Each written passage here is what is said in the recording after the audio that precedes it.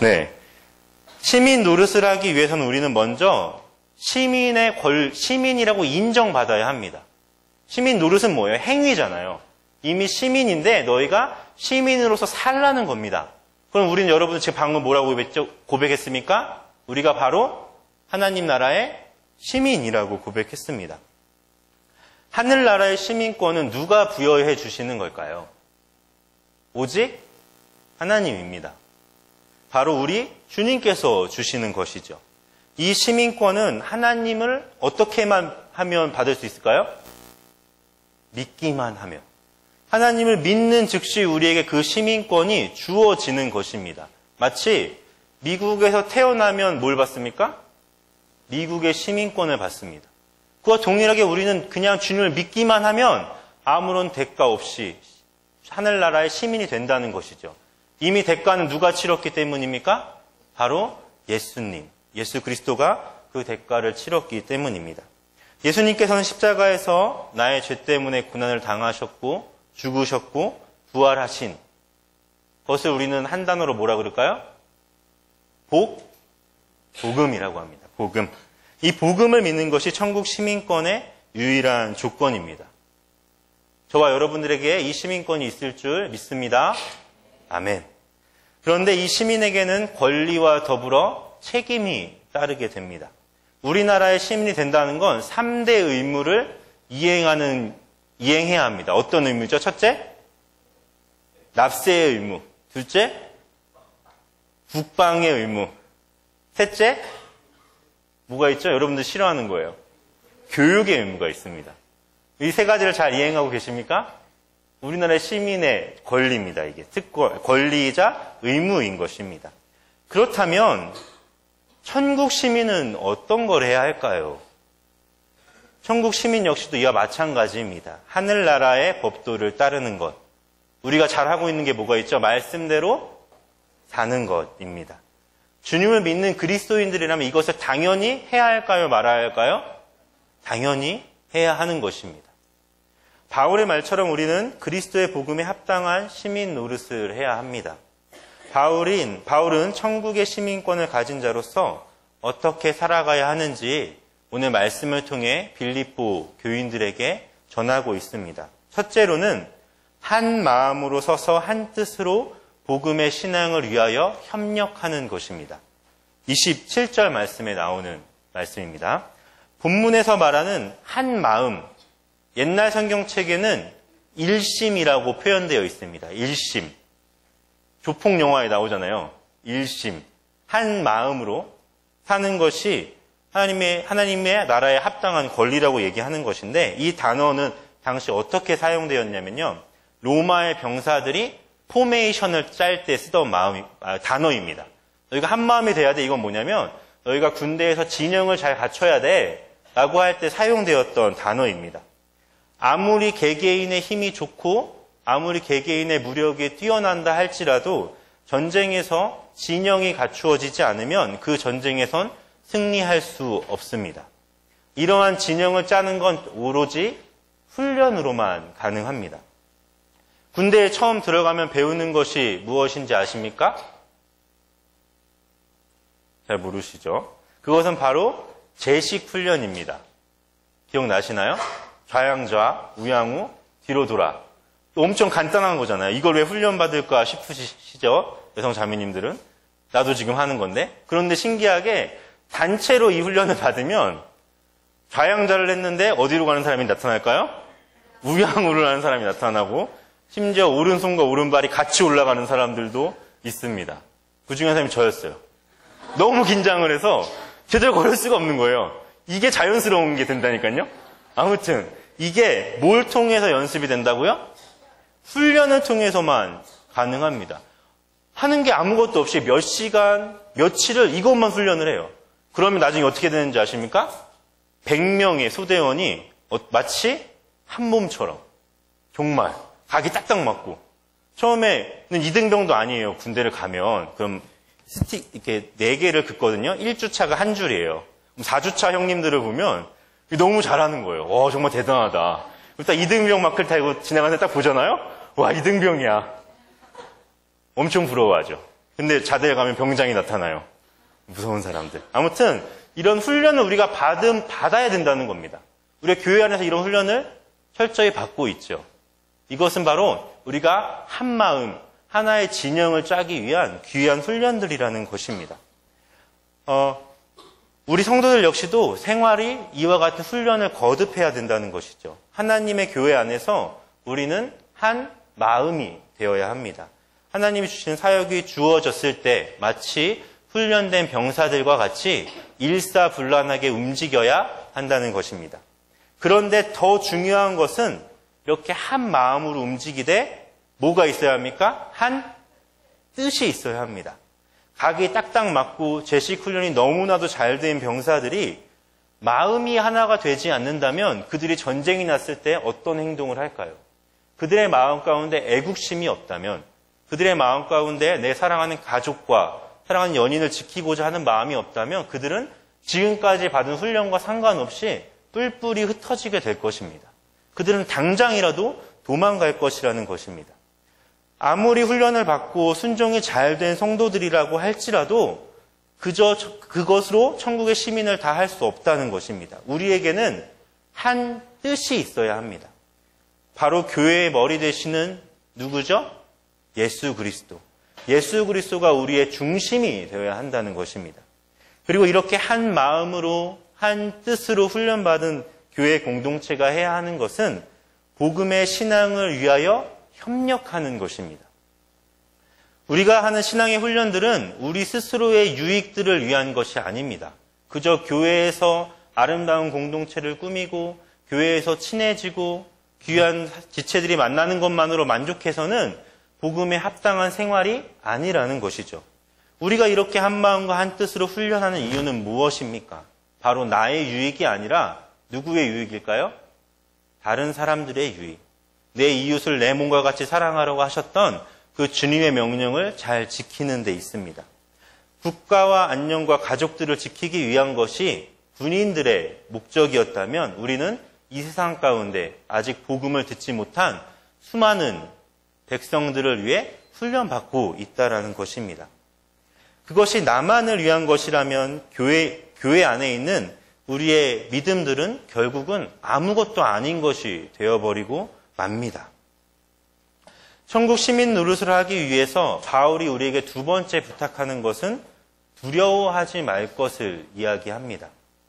우리에게 한 마음으로 한 뜻으로 복음의 신앙을 위하여 협력할 때에 우리에게는 대적하는 자들이 반드시 나타납니다. 하나님의 뜻대로 살고자 할 때 두려움이 엄습해 온다는 것입니다. 사도 바울의 시대 때 복음을 믿는다는 것은 나의 생명을 내어놓는다는 것과 동일했습니다. 지금 사도 바울은 어디서 편지를 쓰고 있습니까? 감옥에서 쓰고 있는 것입니다. 사도 바울의 죄는 뭘까요?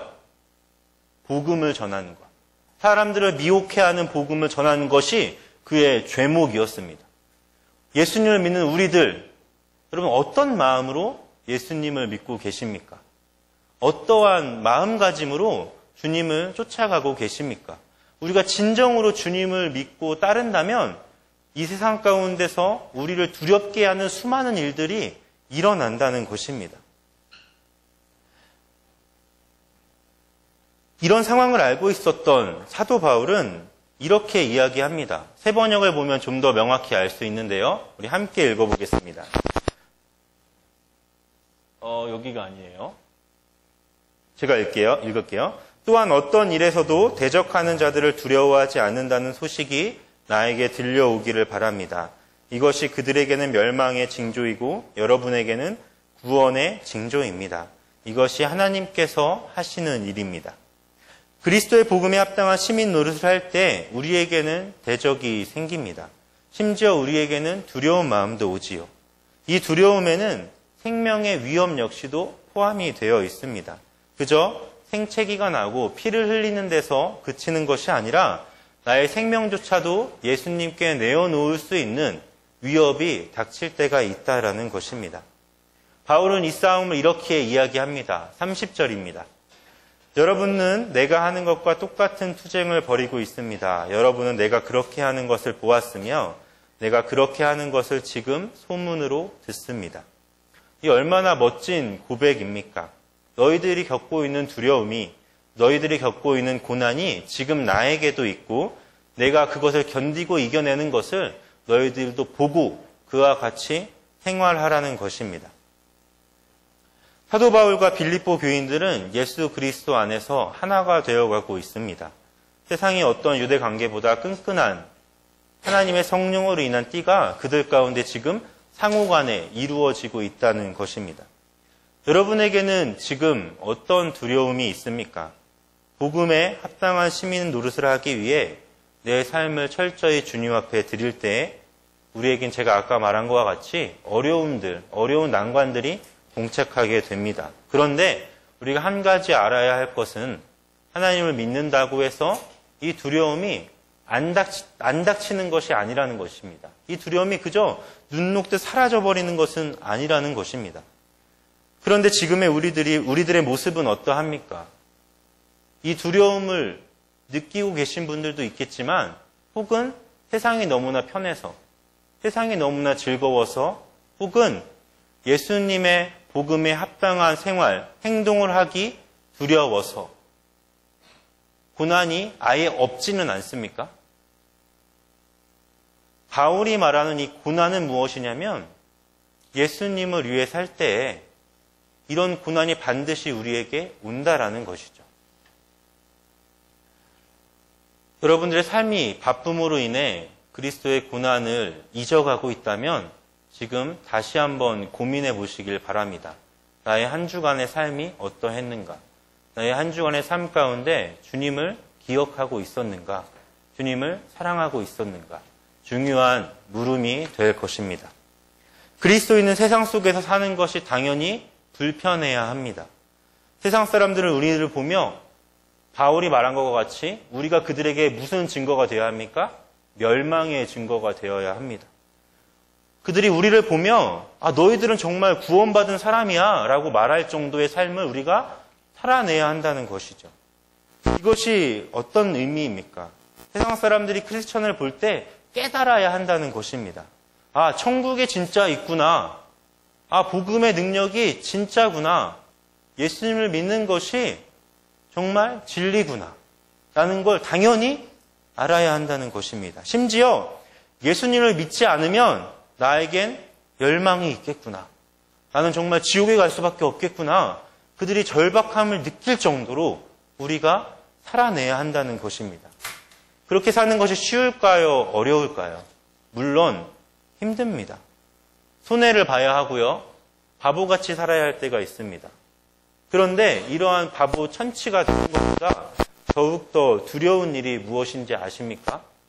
이 세상 가운데 빛과 소금의 역할을 감당하는 그리스도인들이 없어져서 마치 이 땅이 소돔과 고모라처럼 되는 것입니다. 세상이 그리스도인에게 희망을 보지 못하면 어디서 희망을 찾겠습니까? 어디서 구원을 경험할 수 있겠습니까? 그들에겐 정말 이제는 죽음밖에 남지 않게 된다는 것입니다. 어느 날 한 목사님의 집에서 식사를 할 때가 있었습니다. 이런저런 이야기를 하다가 목사님이 자녀의 교육을 이렇게 하신다는 거예요. 나는 다른 거 다 안 가르친다. 내 자녀에게는 배려만 하라고 가르친다. 너 철저한 배려 속에 살아라. 예수님 믿으면 뭐든지 양보하고 예수님 믿으면 뭐든지 손해를 감수해야 한다. 이렇게 가르친다는 거예요. 너무나 귀한 교육입니다. 그런데 한 가지 걱정이 생기셨다는 거예요. 이렇게 가르치는데 어린이들이 벌써부터 영약해서 이 아이가 양보하고 배려하고 손해보기 시작하자 그것들을 어떻게 할까요? 이용해 먹기 시작한다는 것입니다. 어린데도 그런 마음들이 있대요. 간식이 맛있는 거 나오면 야 그거 나 줘. 그러면 이 아이는 어떻게 할까요? 주는 거예요. 누구한테 배웠으니까? 아빠한테 배웠으니까. 다 손해보고 양보하는데 그걸 이용한다는 것이죠. 처음에 그 이야기를 들었을 때 참 안타깝다라고 생각했습니다. 어린 것들이 벌써부터. 왜 저렇게 사는 거야? 이런 생각들을 했는데 이 설교를 준비하면서 이 아이가 진짜 그리스도인의 삶을 살고 있다는 것입니다. 손해보고 피해보는 것이 이 아이는 더 이상 두렵지 않은 겁니다. 왜일까요? 아버지가 말했으니까. 나에게 정말 어릴 때는 아빠가 되게 존재가 너무 크잖아요. 내 전부 같잖아요. 그분이 나에게 말했다는 거예요. 야, 너 배려하고 살아야 돼. 너 목사님 아들이잖아. 양보하고 배려하고 살아. 이것이 그 아이에겐 전부가 됐다는 것입니다. 여러분, 세상 사람들이 보기엔 이게 어리석은 길이고 바보 같은 길이라 할지라도 우리가 이 삶의 태도를 혹시 배워야 하는 것은 아닐까요? 사랑하는 성도 여러분, 어떤 일에서도 대적하는 자들을 두려워하지 않기를 소망합니다. 여러분, 그 소문이 반드시 하나님에게 들릴 것입니다. 여러분들이 바보같이 사는 게 하나님이 알고 계시다는 거예요. 누구 때문에 바보같이 사는 겁니까? 예수님 때문에. 하나님 때문에 손해보는 것, 하나님이 기억하시면 전부 아니겠습니까? 아무런 손해 없는 삶을 멀리 하십시오. 나의 유익만을 챙기는 삶을 두려워하십시오. 하나님은 우리를 그렇게 살라고 이 땅 가운데 남겨두신 것이 아닙니다. 야, 저 사람은 달라. 저 사람은 정말 하나님의 사람이야. 저 사람을 볼 때 천국이 있는 것 같아. 여러분, 이런 이야기를 마음껏 들으시는 저와 여러분 되기를 간절히 소망합니다. 그런데 어떻게 하면 이렇게 살 수 있을까요? 어떻게 해야? 다 이렇게 살고 싶잖아요. 그렇죠? 하나님이 드러나는 삶을 살고 싶은데 어떻게 하면 이 삶을 정말 살 수 있는 것일까요? 제가 여러분 손해보는 것처럼 살겠습니까? 라고 물어보면 여러분들은 당연히 아멘을 하시겠지만 진짜 그렇게 살 수 있습니까? 오늘 당장 집에 가서 공부하라고 닥달하는 부모님한테 환히 웃으면서 엄마 힘들었지? 하면 어깨를 주물러 줄 수 있습니까? 그렇지, 그렇게 쉽지 않죠. 다른 가정과는 다르고 힘들고 어려운 형편과 환경 속에서 하나님께 감사하며 손해볼 수 있습니까? 없는 와중에서 내 것을 양보할 수 있습니까? 그렇게 쉽지 않다라는 것입니다. 저에게도 이런 순간들이 있었습니다. 남들에게는 쉽게 말하고 싶지 않는 아픔들이 있었어요. 제가 어렸을 때 아버지는 룸을 운영하셨습니다. 룸. 뭔지 아시죠? 술집을 운영하셨어요. 술집을 운영하시면서 제 아버지가 지금 여기 없기 때문에 제가 얘기를 하는 겁니다. 네, 술을 하셨고요. 담배를 하셨어요. 그리고 집에 가면 집을 딱 문을 열면 담배 연기가 짜욱해서 포커판이 딱 벌어져 있는 거예요. 저는 뭘 할까요? 옆에 이렇게 딱 가만히 앉아있다가 용돈 받고 좋아하고. 이 저희 아버지였어요. 그리고 아버지는 저를 굉장히 심하게 때리셨습니다. 몸에 멍이 안 드는 날이 없었어요. 중학교 때까지. 그냥 뺨 맞는 건 일사였고 온몸이 시퍼렇게 멍드는 일들이 있어서 그 어렸을 때 신고하면 어떻게 되는 거지? 이렇게 생각했을 정도로 그런 삶이 있었어요. 심지어 아버지가 그렇게 사니까 어머니가 바람을 피신 거예요. 그러면서 이혼을 하게 됐습니다. 제가 초등학교 3학년 때 일이에요. 그런데 이혼을 하게 됐는데 외삼촌이 보증을 서준 거예요. 외삼촌한테 우리 아버지가. 그래서 집이 다 날아간 겁니다. 그래서 이사간 곳이 반지하 단칸방이었어요. 정말 아무도 오지 않을 것 같은 그 단칸방에 벽이 다 곰팡이인 거예요. 벽이 초록색인 걸 보셨습니까? 벽지가 초록색이 아니라 그냥 벽이 녹색이에요. 벌레로 아무리 닦아도 일주일이면 다시 그게 곰팡이 벽이 됩니다. 그런 곳에서 10년을 살았어요. 10년. 네. 아버지와 대화 없이 들어가면 문 닫고 내 방에만 있고. 왜냐하면 왔다 갔다 하면 맞으니까. 그런 삶을 살았습니다. 그런데 저에게 딱 한 가지 희망이 있었어요. 어렸을 때부터 다니던 교회. 교회에 가면 목사님이 제 손을 꼭 잡고 이렇게 말했습니다. 기정아, 기도해야 한다. 복음에 능력이 있어. 너가 보기엔 희망이 없고 소망이 없어 보이는 가정 가운데 기도하면 분명히 하나님께서 변화시켜 주실 거야. 제가 믿을 수 있는 게 뭐가 있겠습니까? 부모님을 믿을 수 있겠습니까? 가진 돈이 있습니까? 그렇다고 똑똑하길 합니까? 아무것도 못하는데 아무것도 안 하는 거예요. 그냥 매일 교회를 가는 겁니다. 맞기 싫으니까 교회 가고 교회 가서 또 무릎 꿇고 기도하고 친구들도 많으니까 또 놀고 주말이면 또 가서 자고 오기도 하고 자고 오면 또 맞고 또 교회 가고. 여러분 그걸 10년을 했어요. 10년을. 그럼 소망이 보입니까? 기도하면 됩니까? 그런 생각 제가 안 해봤을까요? 기도하면 안 되나 보다. 포기해야겠다. 그런데 하나님께서는 저희 가정 가운데 변화를 주시기 시작했습니다. 하나님께서 놀랍게 일하시기 시작했어요. 아버지가 담배와 술을 끊으셨고 번듯한 떡집을 하십니다. 잘 아시죠? 떡집을 하시고 새어머니도 진짜 어머니같이 저를 굉장히 아껴주십니다. 이제는 제가 아버지한테 농담을 건네요. 농담을 건네고 그때 일을 아무렇지 않게 얘기를 합니다. 아빠 그때 나 진짜 많이 때렸어. 이렇게 얘기를 해요. 그럼 아버지는 부끄러워서 그때 얘기하지 말자. 난 변했잖아. 이렇게 얘기를 하세요. 지금도 하루도 빠짐없이 새벽 기도로 가서 저를 위해 기도하십니다. 여러분, 복음은 실제입니다. 복음은 성경 안에만 있는 것이 아닙니다. 복음은 우리를 다 바꿀 수 있어요. 여러분들 삶과 가정과 환경 가운데 문제가 있습니까? 어려움이 있습니까? 그럼 기도해야죠. 그럼 말씀을 읽어야죠. 왜요? 왜 교회를 나오지 않아요? 어려움이 있는데 교회를 안 나와요. 전화통화하면서 기도 제목 있어요 하는데 기도를 안 해요. 나 어렵다고 말하면서 말씀을 안 읽어요. 뭔가 이상하지 않습니까? 주님이 여러분의 삶 가운데 깊숙이 관여하시길 간절히 소망합니다. 여러분, 복음을 믿으십시오. 십자가의 능력을 믿으십시오. 십자가의 소망을 믿으십시오. 주님의 은혜가 이미 여러분에게 임해져 있습니다. 변하지 않을 것 같은 것, 그것이 바로 반드시 변할 것입니다. 기도하십시오. 끝까지 기도하시고 끝까지 소망을 놓지 않는 젊은이교회 성도 여러분이 되길 소망합니다. 복음은 그런 것이에요. 29절에서 바울은 오늘 이렇게 얘기를 합니다. 그리스도를 위하여 너희에게 은혜를 주신 것은 다만 그를 믿을 뿐 아니라 또한 그를 위하여 고난도 받게 하려 하심이라. 하나님께서 예수님을 통해 우리에게 은혜를 주신 것은 예수님을 믿는 것뿐만 아니라 뭘 하기 위해서라고요? 고난도 받게 하는 것. 고난을 이길 수 있는 은혜가 우리에게 이미 주어졌다는 것입니다. 예수님이 은혜를 주신 것은 우리를 천국의 시민권자로 만듦과 동시에 너희가 주님 믿는 백성으로 살아갈 때 있는 모든 고난과 아픔도 뭐 때문에 이겨낼 수 있다? 주님의 은혜로서 이겨낼 수 있다는 것입니다.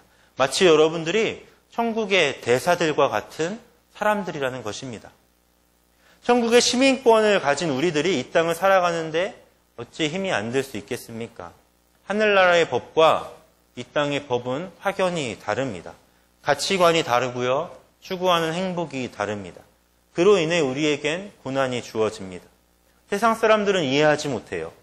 왜 예수님을 믿는 것 때문에 술을 안 먹는지, 왜 예수님을 믿는 것 때문에 담배를 안 피는지, 왜 예수님 믿는 것 때문에 주말에 교회를 가는지, 왜 예수님 믿는 것 때문에 시험 기간 때 공부를 좀 덜 하는지 이해를 하지 못한다는 거죠. 이해를 하지 않을 뿐만 아니라 그들은 이해하려는 마음조차 없습니다. 그러나 여러분 결코 물러서지 마십시오. 여러분들을 대적하는 자들을 두려워하지 마십시오. 교회 공동체 안에서 한 마음과 한 뜻과 굳건히 서서 복음의 신앙을 위하여 협력하시길 바랍니다. 사도 바울은 이것이 힘들고 어려운 길임을 분명히 알고 있었습니다. 그는 이 복음 때문에 매질을 당하고요, 채찍질을 당하고요, 죽을 고비를 넘긴 사람이었습니다. 사도 바울은 우리가 바로 예수님의 증거라 지금 얘기합니다. 하늘나라의 소망이라고 말하는 것입니다.